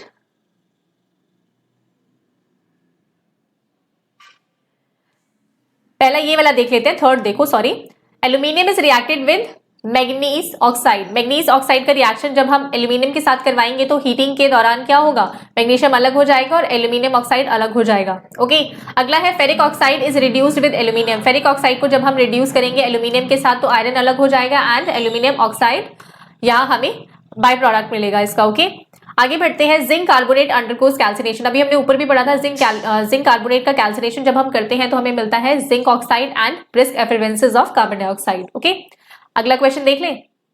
अगला देखो, how is washing soda prepare from sodium carbonate. Sodium carbonate से वॉशिंग सोडा कैसे प्रोड्यूस होता है वो हमें बताना है।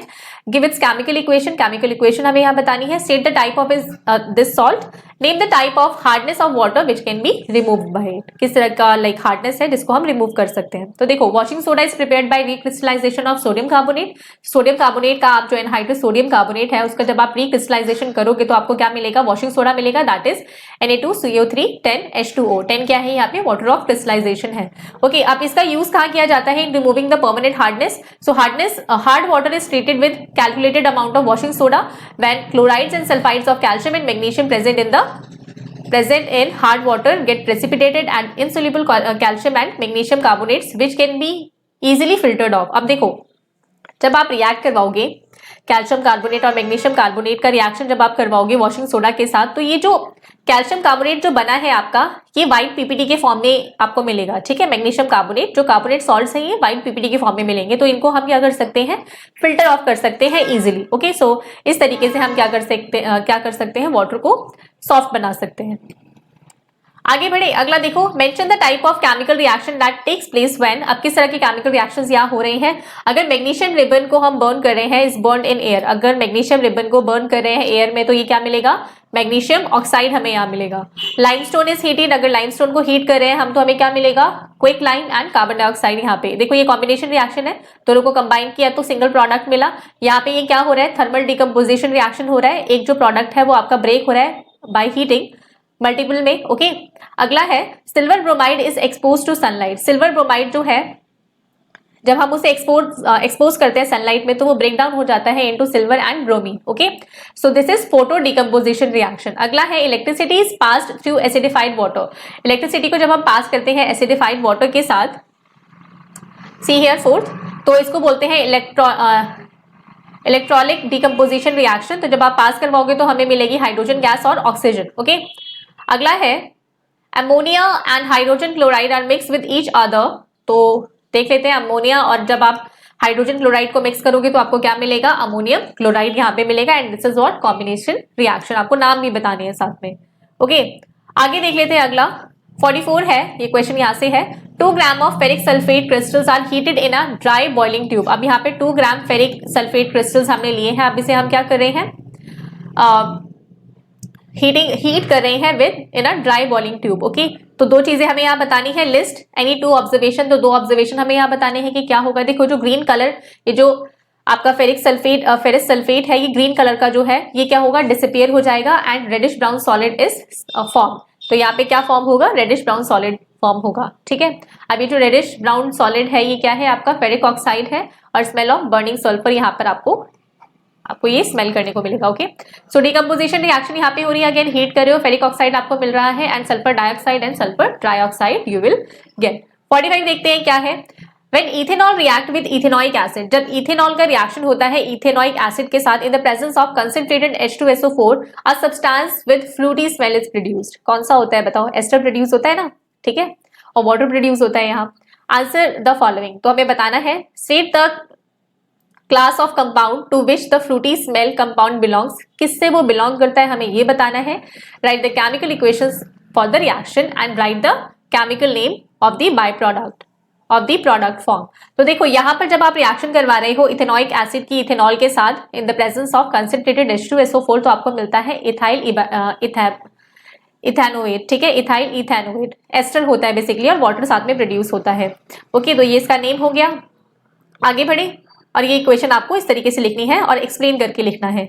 अगला है state the role of concentrated H2SO4 in this reaction. अब ये जो H2SO4 है इसका क्या रिएक्शन है यहाँ पर, देखो ये जो है ना, देखो जो ये अबव रिएक्शन है, पहली बात तो इसे एस्टेरिफिकेशन कहते हैं, so which occur in the presence of concentrated H2SO4। अब यहाँ पे जो कंसंट्रेटेड H2SO4 है ना, ये किसकी तरह रिएक्ट कर रहा है, डिहाइड्रेटिंग एजेंट की तरह रिएक्ट कर रहा है और हेल्प कर रहा है in removal of water. Water के रिमूवल में क्या कर रहा है, हेल्प कर रहा है। सो ये concentrated H2SO4 also act as a catalyst to speed up the reaction. Catalyst क्या करता है, आग लगाता है और दूर हो जाता है। ठीक है, मतलब रिएक्शन को स्पीड अप करता है और खुद इन्वॉल्व नहीं होता है। ओके, 46 देखते हैं। On dropping a small piece of sodium in a test tube containing carbon dioxide X with a molecular formula C2H6O, a brisk effluence is observed and a gas Y is produced. यहाँ पे gas Y यहाँ produce हो रही है. On bringing a burning splinter at the mouth of the test tube, the gas evolved burns with a pop sound. Okay, pop sound से वो burn हो रही है. So हमें X बताना है यहाँ क्या होगा, Y बताना है क्या होगा, और also write the chemical equation for the reaction. Write the names and structure of the product form. When you heat X with excess concentrated sulphuric acid, तो उस केस में आपका क्या होगा. देखो हमें पता है कि जो पॉप साउंड होता है वो किसका होता है, हाइड्रोजन का होता है. ठीक है, तो जब आप इथेनॉल का रिएक्शन सोडियम के साथ करवाते हो तो आपको क्या मिलता है, आपको sodium ethoxide, okay, and hydrogen gas यहाँ लिबरेट होती है which burns with a pop sound. Okay, तो यहाँ क्लियर हो गया. तो ये जो एक्स कंपाउंड है वो क्या है, इथेनॉल है, और वाई क्या है आपका, हाइड्रोजन गैस है.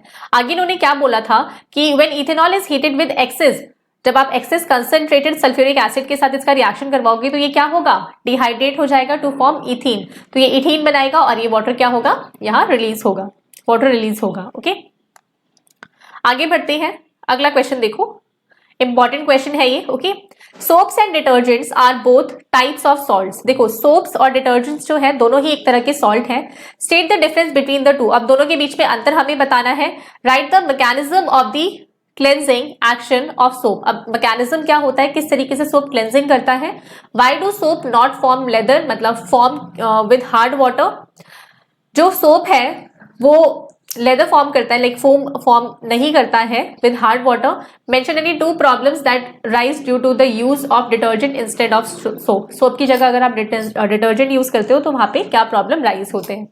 तो पहले देख लेते हैं. देखो पूरा एक्सप्लेन करेंगे इसको अच्छे से. ओके, देखो सोप जो है, सोप्स आर सोडियम और potassium salts, we know that with higher fatty acids. So the iconic group, ionic group यहाँ पे क्या होता है, COO नेगेटिव Na पॉजिटिव. ये इसका आयनिक ग्रुप है, यहाँ पे ये आयनिक ग्रुप है इन द सोप.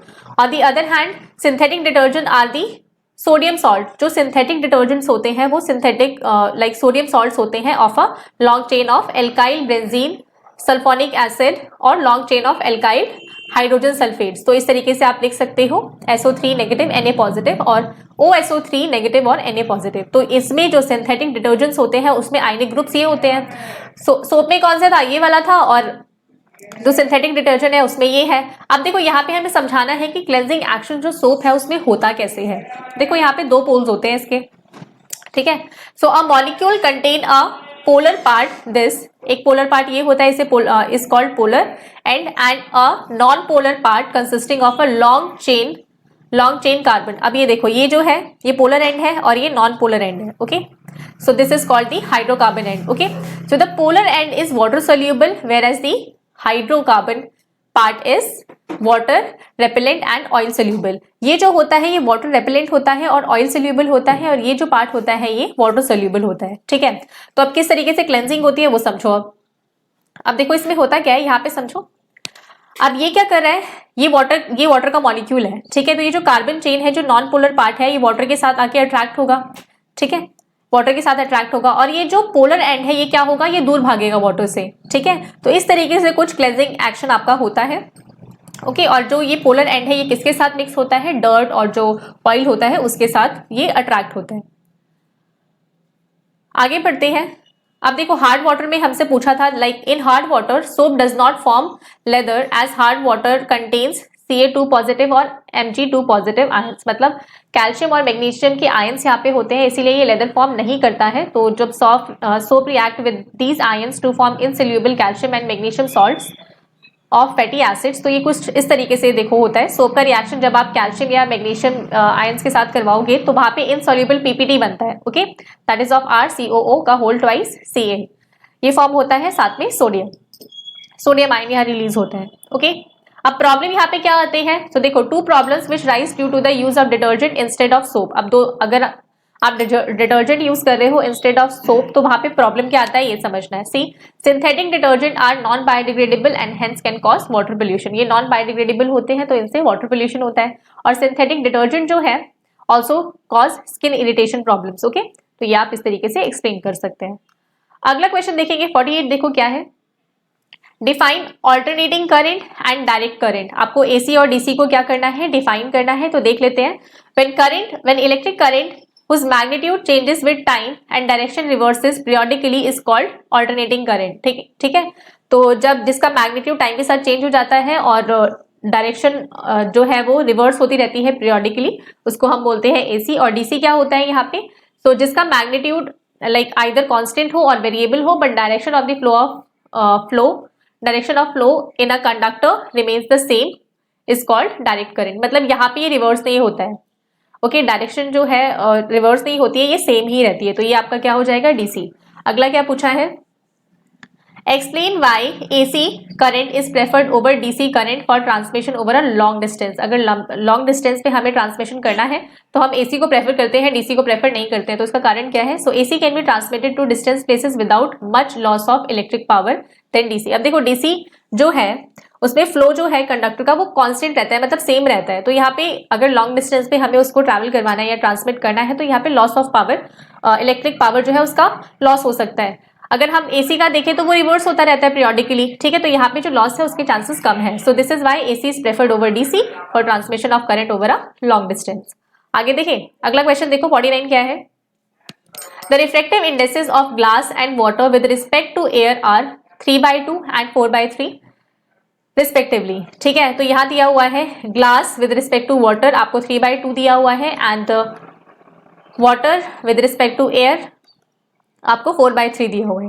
आगे दिया हुआ है speed of light in glass, speed of light in glass आपको दिया हुआ है 2 × 10⁻8 मीटर पर सेकेंड। तो हमें क्या निकालना है यहाँ, find the speed of light in water. Water में स्पीड ऑफ लाइट क्या होगा आपको ये बताना है। तो देखो ये हमने लिख लिया, यहाँ पे ये 3/2 दिया हुआ था, ये 4/3 दिया हुआ था, और हमें ग्लास में जो स्पीड ऑफ लाइट था वो दिया हुआ है ये, ओके। तो सिंस वी नो दैट कि हम कैसे निकालते हैं, देखो यहाँ लिखेंगे जो रिफ्रैक्टिव इंडेक्स है वो क्या होगा, speed of light in air upon speed of light in medium, okay. अब यहाँ पर हमें ये दिया हुआ है 3/2, ठीक है, speed of light in air हमें पता नहीं है, मीडियम हमें पता है दैट इज ग्लास। तो यहाँ पे आप वैल्यू रखोगे तो सी की वैल्यू आ रही है 3 × 10⁸ मीटर पर सेकेंड। अब इस वैल्यू को आप यहाँ पर, अब देखो अगला क्या है, वाटर टू एयर। अब एयर का आपको पता लग गया है, ठीक है, अब वाटर का आप निकाल सकते हो, तो यहाँ पे आप सिमिलरली वैल्यू रख के आप निकाल सकते हो, जो कि आ रहा है 2.25 × 10⁸ मीटर पर सेकेंड, ओके। 50 क्वेश्चन देखते हैं, list 2 causes of hypermetropia. Hypermetropia के 2 कॉजेज हमें यहाँ बताने हैं, ठीक है, तो 2 कॉजेज कौन से होते हैं, shortening of eyeball and hypermetropia is caused due to the like focal length of crystalline lens is too long. तो फोकल लेंथ है क्रिस्टलाइन लेंस की वो क्या हो जाती है, टू लॉन्ग हो जाती है। तो ये तो हो गया पहला। अच्छा सभी के ना लर्न करने हैं क्योंकि ये पूछे जाएंगे कॉजेज, जो तीनों आपकी जो डिफेक्ट्स हैं उनके कॉजेज पूछे जाते हैं। आगे बढ़ते हैं, ड्रॉ रे diagram showing a hypermetropic I, it's correction using suitable optical device. अब देखो आपको जो हाइपरमेट्रोपिक आई है वो आपको पहले दिखाना है, फिर उसको कॉन्वेक्स लेंस यूज करके कैसे उसे करेक्ट किया जाता है वो आपको दिखाना है, राइट। तो ये इस तरीके से डायग्राम आपको ड्रॉ करने हैं। सो this is all for this video. और आई होप आपको ये सारे क्वेश्चन समझ आए होंगे, और प्लीज इन क्वेश्चंस को, कल आप लोगों का एग्जाम है तो प्लीज इन क्वेश्चंस को आपको रिपीट करना है, बार बार इनको करना है। जो भी थ्योरी है, जो लॉन्ग फॉर्मेट वाले क्वेश्चंस है उनको, उनमें आपको अच्छे से डायग्राम ड्रॉ करने हैं और पूरी एक्सप्लेनेशन के साथ थ्योरी लिखनी है, आंसर पूरा एक्सप्लेन करके लिखना है। तो ये जो लेक्चर है ये अगेन आपके लिए बहुत इंपॉर्टेंट हो जाता है, तो प्लीज इसे करना, आज इसे सॉल्व करना है आपको, ताकि कल जो एग्जाम है उसमें आप आग लगा दो, ठीक है, बस rock and roll. So thank you for watching this video. अगर आपको ये वीडियो पसंद आया है तो please like share and subscribe करना ना भूलें, और आगे और वीडियोस के लिए हमारे साथ बने रहें। Thank you.